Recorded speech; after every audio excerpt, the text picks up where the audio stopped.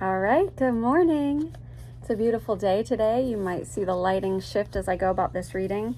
Today's reading is A Course in Miracles, Chapter 2, Section 7, titled Cause and Effect. Here we go. Section 1. You may still complain about fear, but you nevertheless persist in making yourself fearful. I have already indicated that you cannot ask me to release you from fear. I know it does not exist, but you do not. If I intervened between your thoughts and their results, I would be tampering with a basic law of cause and effect, the most fundamental law there is. I would hardly help you if I depreciated the power of your own thinking. This would be in direct opposition to the purpose of this course. It is much more helpful to remind you that you do not guard your thoughts carefully enough. You may feel that, at this point, it would take a miracle to enable you to do this, which is perfectly true. You are not used to miracle-minded thinking, but you can be trained to think that way. All miracle workers need that kind of training. 2. I cannot let you leave your mind unguarded, or you will not be able to help me. Miracle working entails a full realization of the power of thought in order to avoid miscreation. Otherwise, a miracle will be necessary to set the mind itself straight, a circular process that would not foster the time collapse for which the miracle was intended. The miracle worker must have genuine respect for true cause and effect as a necessary condition for the miracle to occur. 3. Both miracles and fear come from thoughts. If you are not free to choose one, you would also not be free to choose the other. By choosing the miracle, you have rejected fear, if only temporarily. You have been fearful of everyone and everything. You are afraid of God, of me, and of yourself. You have misperceived or miscreated us and believe in what you have made. You would not have done this if you were not afraid of your own thoughts.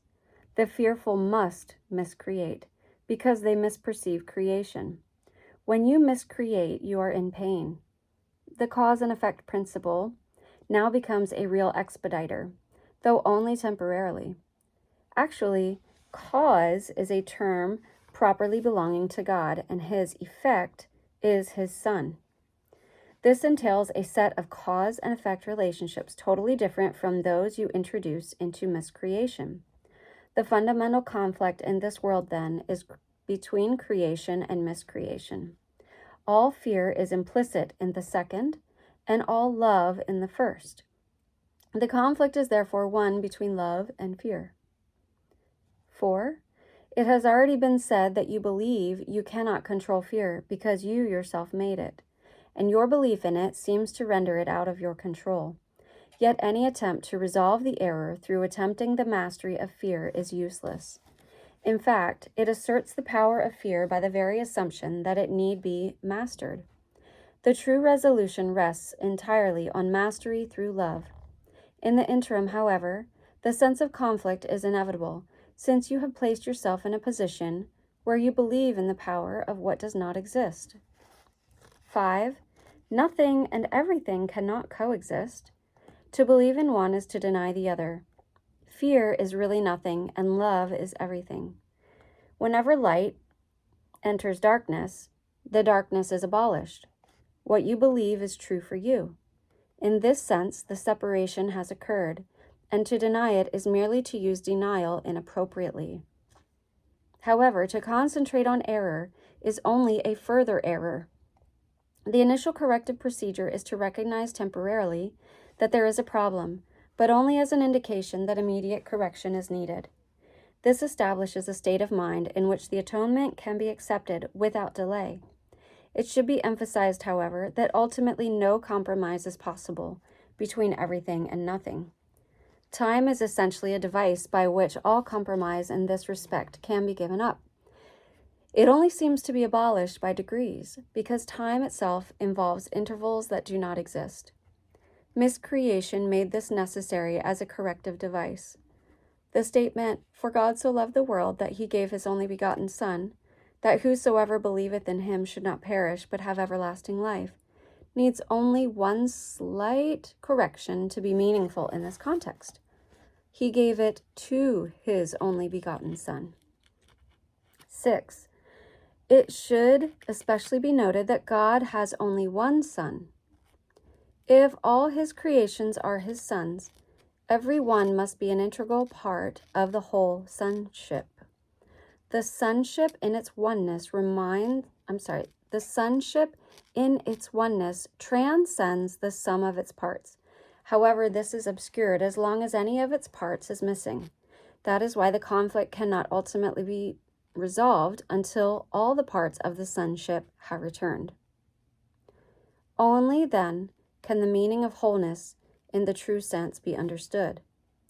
Any part of the sonship can believe in error or incompleteness if he so chooses. However, if he does so, he is believing in the existence of nothingness. The correction of this error is the atonement. 7. I have already briefly spoken about readiness, but some additional points might be helpful here. Readiness is only the prerequisite for accomplishment. The two should not be confused. As soon as a state of readiness occurs, there is usually some degree of desire to accomplish, but it is by no means necessarily undivided. The state does not imply more than a potential for a change of mind. Confidence cannot develop fully until mastery has been accomplished. We have already attempted to correct the fundamental error that fear can be mastered and have emphasized that the only real mastery is through love. Readiness is only the beginning of confidence. You may think this implies that an enormous amount of time is necessary between readiness and mastery, but let me remind you that time and space are under my control. All right, that's the end of the reading, and wow, a lot of thoughts passing through my head as I'm reading this, and it's really interesting because as I make this recording, I'll just share some of the thoughts coming through my mind. When I do a reading this long, or read a section this long with so much content, and I'm considering, what is the point of making these videos? Who's going to watch them? What is the point? What am I doing this for? Am I breaking copyright? This is a copywritten book.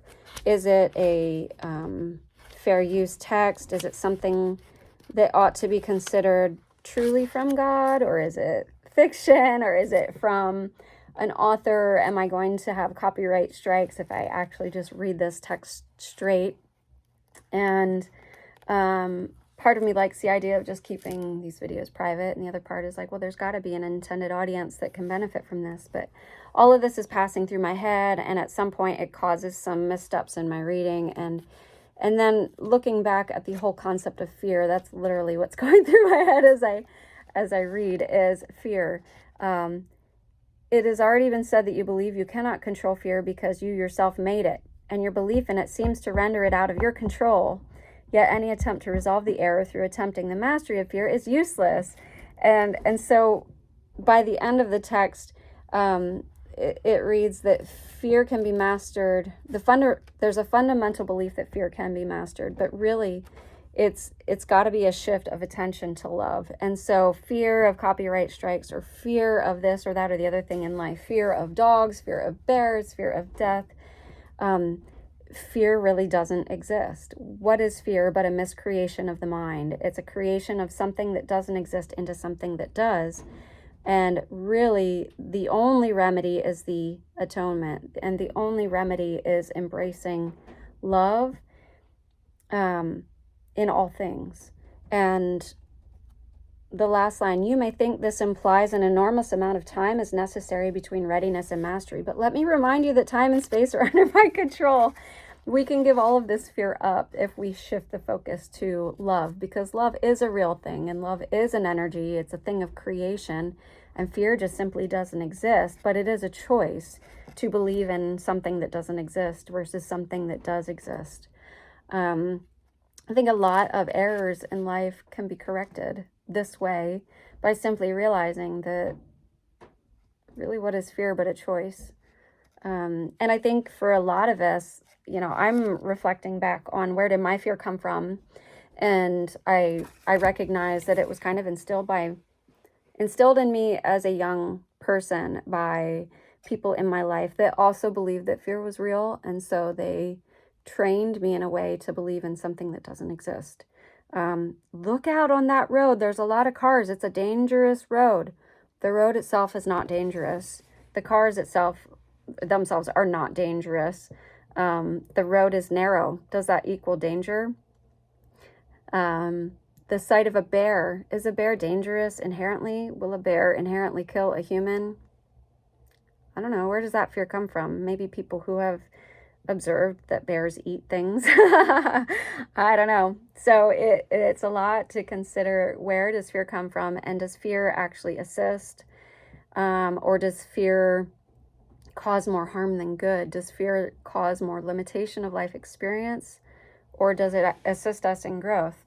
And maybe that's what we're here to do. But I would say that way more people focus on fear than love. And the unfortunate part is that love is seen as some sort of detrimental woo-woo thing that is criticized by linking it with some idealistic notion of gumdrops and lollipops and roses and rainbows and unicorns.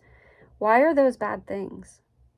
Why is sweetness a bad thing? And who did that? Who equated love with frou-frou, woo-woo, psychedelic, crazy, ungrounded beingness? Love doesn't have to be like that. Love is actually the best thing in the world. And so it seems to me that only darkness could do that. Only disbelief could do that. Only people who are stuck in disbelief and false belief and lack of light in their life would make sweetness an ugly thing. So anyway, those are my thoughts. Maybe there's more thoughts that'll come, but for today, that's an interesting chapter, cause and effect. I'm sorry, section 7, cause and effect. And by choosing the miracle, you have rejected fear, if only temporarily. And so let's choose a miracle. How about it? Let's see what happens by the end of this course. Admittedly, I'm afraid I won't make it through. Admittedly, I'm afraid that I'll fall into habits of not completing or wondering what I'm going to do. What's the purpose of this recording? My goal is that if I can get through 30 days straight by day 30 of January, if I can be consistent, then maybe I'll make these videos public. As of now, they're still private.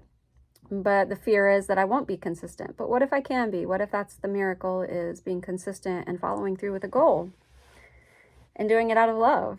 Not a need for popularity or viewership or anything like that, but simply the idea of being consistent through love and trying to accomplish a goal. Let's see how that goes. I don't know. Leave me a comment. Let me know your thoughts, because if you can leave a comment, that means that this video is public. I hope it blesses you. I hope you have a blessed day, and we'll see you tomorrow.